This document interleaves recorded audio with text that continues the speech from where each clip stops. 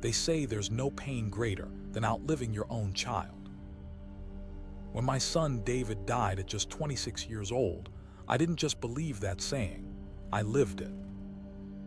Every excruciating day, every sleepless night, every breath that felt like betrayal because he couldn't take one anymore. I'm James Calloway, Vietnam veteran, retired steel worker, father of three, well, two now. And for nearly a decade after David's passing, I existed rather than lived.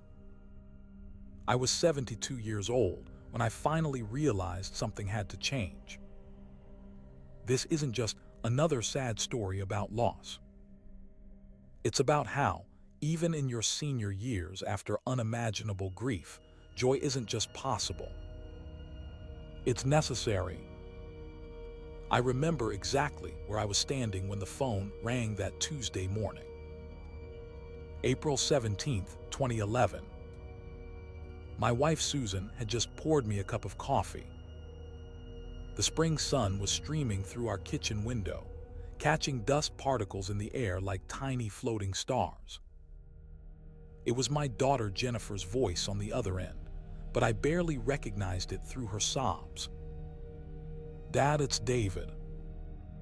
There's been an accident. The highway was wet from an early morning rain. They said his car hydroplaned. He was gone before the ambulance arrived. You know, they train you for all kinds of scenarios in the military. I served 18 months in Vietnam, saw things no human should see. But nothing, absolutely nothing, prepares you for the death of your child. The funeral passed in a blur. People came and went. They brought casseroles and platitudes. He's in a better place. At least he didn't suffer. Time heals all wounds. I nodded mechanically while thinking none of them could possibly understand. How could they? Unless you've lost a child, you just can't know. The first year after David's death, I functioned on autopilot. I got up. I showered. I ate when Susan put food in front of me. I went to the VA for my checkups. But inside I was hollow. I had survived Vietnam only to face a war within myself that seemed unwinnable. The grief counselor at the VA called it complicated grief. I called it hell. My relationship with Susan suffered. Not because we fought, we hardly spoke at all. Two people orbiting each other in a house full of memories, tiptoeing around the David-shaped hole in our lives. Our other children, Jennifer and Michael, tried their best to reach us, but I could see the pain in their eyes when their calls went to voicemail, or their visits were cut short because I wasn't feeling well. Depression doesn't just affect your mind, it consumes your body too. I developed high blood pressure. Insomnia became my constant companion. I lost 30 pounds because food had no taste anymore. The doctor prescribed medications, but pills can't mend a broken heart. The second year wasn't much better. Nor was the third. Or the fourth. By year 5, Susan had joined a support group for parents who have lost children. She'd invite me every week. I'd refuse every week. Talking won't bring him back, I'd say. She'd look at me with those patient eyes and say, no, but it might bring you back. I was too stubborn to admit she was right. It happened on what would have been David's 31st birthday. Susan had gone to visit his grave, but I couldn't bear it. Instead, I sat in his old room, which we'd kept exactly as it was the day he died. His high school football trophies. The model airplanes we built together when he was 10. His collection of Bob Dylan records. I picked up a framed photo from his desk, David at 24, arms slung around my shoulder at Michael's wedding. Both of us smiling. Both of us with no idea what was coming.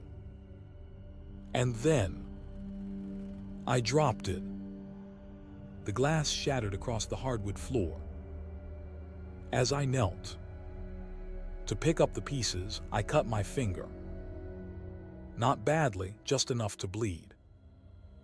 And something about seeing my own blood triggered a memory. Vietnam, 1970.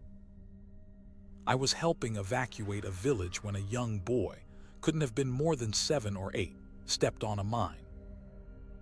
I carried him for 2 miles, my uniform soaked in his blood, knowing the whole time he wouldn't make it. When he finally passed, his mother's wail was a sound I've never forgotten. Yet somehow, weeks later, I saw that same woman in the refugee camp. She was caring for her other children. She was living. I sat there on David's floor, surrounded by broken glass and 50 years of memories, and I thought, if she could go on, why can't I? That night, for the first time in years, I really talked to Susan. We cried together, remembered together, and made a decision together. It was time to learn how to live again. They say grief isn't something you get over, it's something you learn to carry. The weight doesn't get lighter, but your muscles get stronger. My first step was agreeing to attend that support group with Susan. Walking into that church basement took more courage than anything I'd done since Vietnam. A dozen faces turned to look at me, all carrying the same unbearable weight. "My name is James," I said, my voice barely above a whisper. "My son David died 8 years ago, and I don't know how to be happy anymore." The simple act of saying those words aloud. It was like lancing a wound that had been festering for years. It hurt, God, it hurt, but it was the beginning of healing. One of the group members was a Vietnam vet like me. After the meeting, he invited me for coffee. Tom had lost his daughter to cancer 15 years earlier. "You know what helped me," he said. "Finding purpose again, purpose." That word stuck with me. What was my purpose now? Before Vietnam, I'd wanted to be an architect. After the war, I just wanted stability, a job at the steel mill, a family, a quiet life. After losing David, I wanted nothing at all. But Tom's words echoed in my head. Purpose, purpose, purpose. I started small. There was an elementary school near our house that needed volunteer crossing guards. Every morning for 2 weeks, I forced myself to get up, put on an orange vest, and help kids cross the street safely. Their little thank yous and high fives were the first positive emotions I'd felt in years. Susan noticed the change. "You're different when you come home from volunteering," she said. One evening, "You seem lighter." She was right. For those brief moments with those children, I wasn't defined by my grief. I was just Mr. James, the crossing guard who made sure they got to school safely. The support group became a lifeline. Every Thursday night, we'd gather and share our stories. Some days were harder than others. Holidays, birthdays, the anniversary of David's accident. But there was comfort in being with people who understood without explanation. One night, a new couple joined us. Their son had died just 3 months earlier, a drug overdose. They were still in that raw, disbelieving stage of grief, where the world seemed surreal. The husband couldn't even speak. He just stared at the floor while his wife sobbed through their story. I recognized myself in him, the shell-shocked silence, the inability to process. And something shifted in me. I found myself sharing things I'd never told anyone, not even Susan. About the nightmares where I'm running toward David's car, but can never reach it in time. About how I'd sometimes dial his number just to hear his voicemail greeting. About the guilt I felt for being alive when he wasn't. It doesn't get better, I told them, but it gets possible. Life becomes possible. Again, after the meeting, the husband approached me. "Thank you," he said, gripping my hand. "You're the first person who hasn't told us it's going to be okay." Because it's not okay. It's never going to be okay. No, I agreed. But we go on anyway. That night, I realized something important. In helping him, I was helping myself. My pain could have purpose if it helped others navigate their own darkness. Joy after grief isn't the same as joy before grief. It's quieter, more precious, more fragile, and it comes in unexpected moments. For me, it happened on a fishing trip. Tom, my friend from the support group, had been badgering me for months to join him at this lake upstate. "The bass are practically jumping into the boat," he'd say. I finally agreed, more to shut him up than anything else. We set out before dawn, the mist still clinging to the water's surface. Neither of us talked much. Just the occasional comment about the weather or the fish not biting.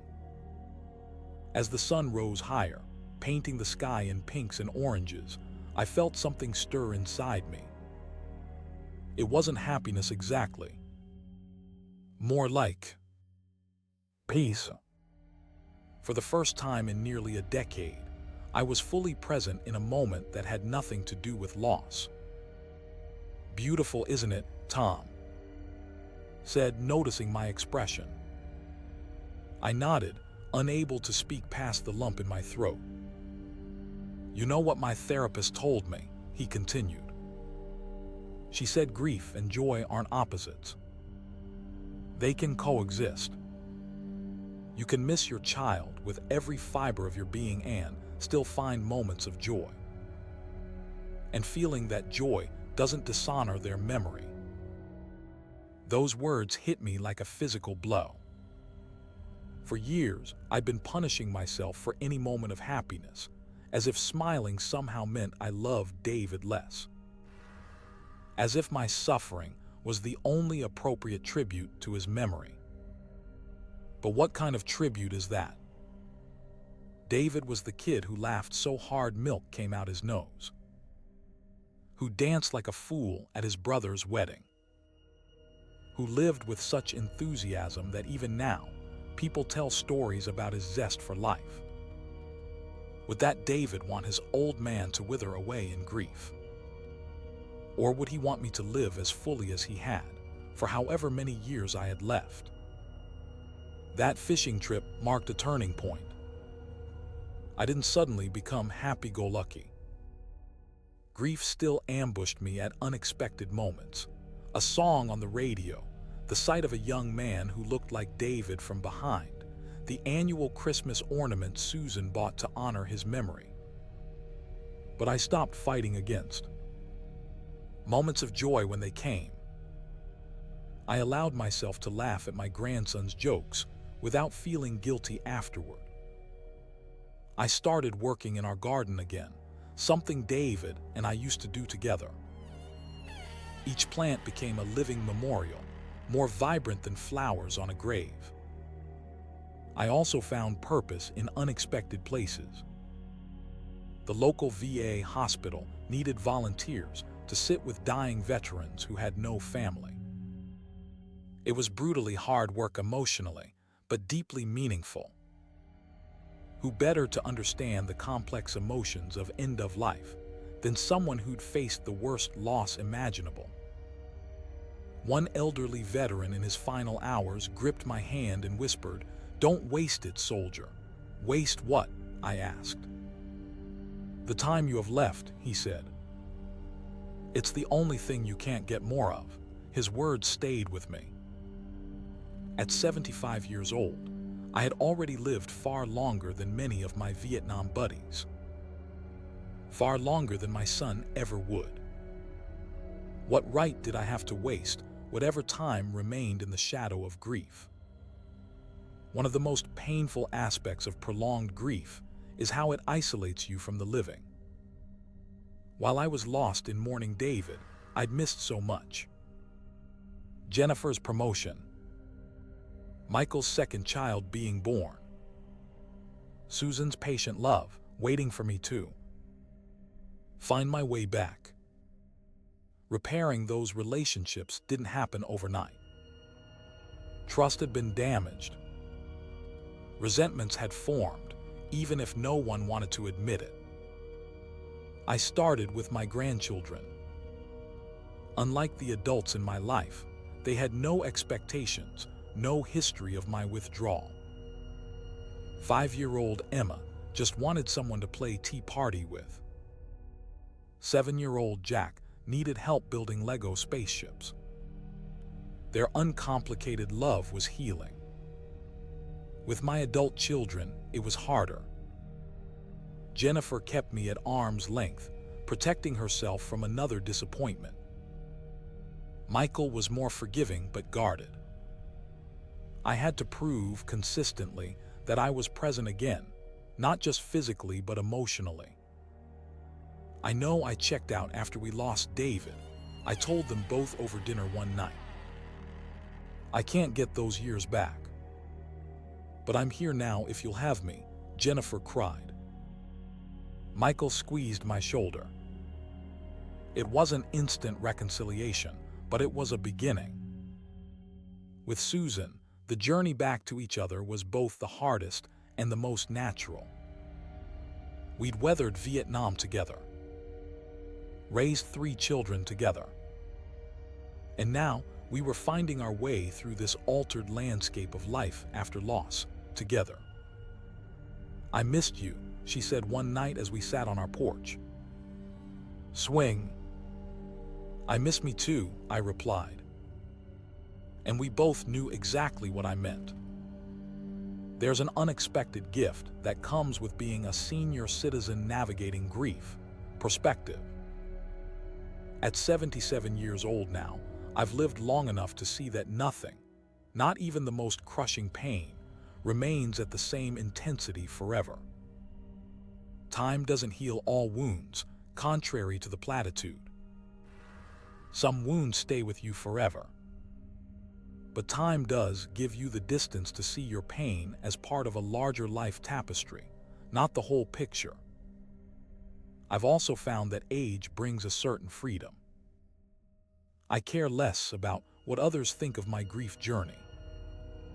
Some people were uncomfortable when, 15 years after David's death, I still included him in family discussions. Remember how David used to always burn the Thanksgiving rolls, I'd say, and some distant relative would shift awkwardly in their seat. But I've stopped censoring those memories to make others comfortable. David lived. He was here.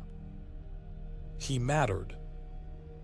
And speaking his name keeps a part of him alive. Age has also given me permission to find joy without explanation or apology. When you're younger, people expect you to move on or find closure, whatever that means. At my age, I've earned the right to carry my grief and my joy side by side, neither canceling out the other. If there's anything I've learned from this journey, it's that grief isn't linear. It doesn't follow the neat 5 stages they teach in psychology books. It's messy, unpredictable. Some days, even now, the pain feels as fresh as it did that rainy April morning. But I've learned to ride those waves instead of being pulled under by them. I've learned that continuing bonds with David, talking to him, including him in family stories, celebrating his birthday, isn't pathological. It's natural, healthy even. I've learned that helping others through their grief journey helps me make sense of my own. I've learned that joy after loss isn't a betrayal.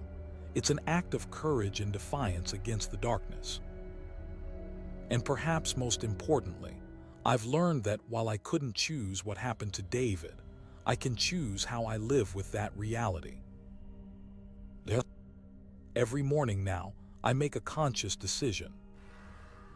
I decide to live as fully as possible, not despite my grief, but alongside it.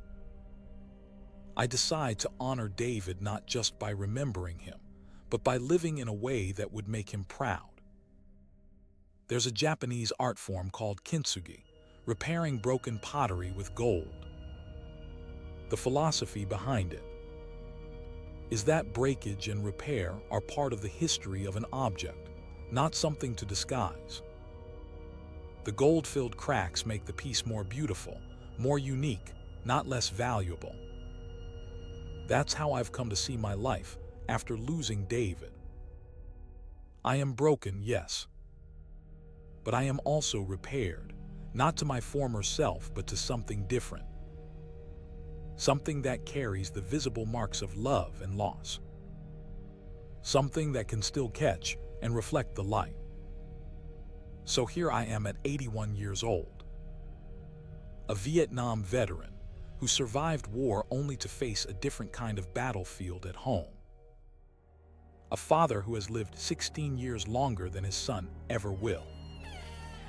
A man who thought joy was forever beyond his reach, only to discover it was waiting patiently for him to be ready. If you're listening to this and you're in that dark place of grief, especially if you're older and feel like it's too late to rebuild, please hear me. It's never too late to find your way back to joy. Not the same joy you knew before. Something different. Something earned through tears and time. Start small. Find one tiny thing each day that doesn't hurt. A cup of good coffee. The warmth of sunlight on your face. The kindness of a stranger. Build from there. Connect with others who understand. There are support groups specifically for seniors dealing with child loss. The shared wisdom in those rooms is powerful medicine. Give yourself permission to live fully, to laugh without guilt, to find purpose again. Your child, wherever they are, would want that for you. And remember, grief and joy aren't opposing forces. They're different notes in the same complex symphony that is a life fully lived. This isn't the life I planned. It isn't the life I wanted. But it's the life I have. And after many dark years, I've found it's still a life worth living. With purpose, with connection, and yes, even with joy. Thank you for listening to my story. If it helps even one person feel less alone in their grief journey, then sharing it has been worthwhile. Because that's what we do with our pain in the end. We transform it into something that helps others find their way. From one survivor to another, keep going. The path through grief isn't straight, but it does lead somewhere worth reaching.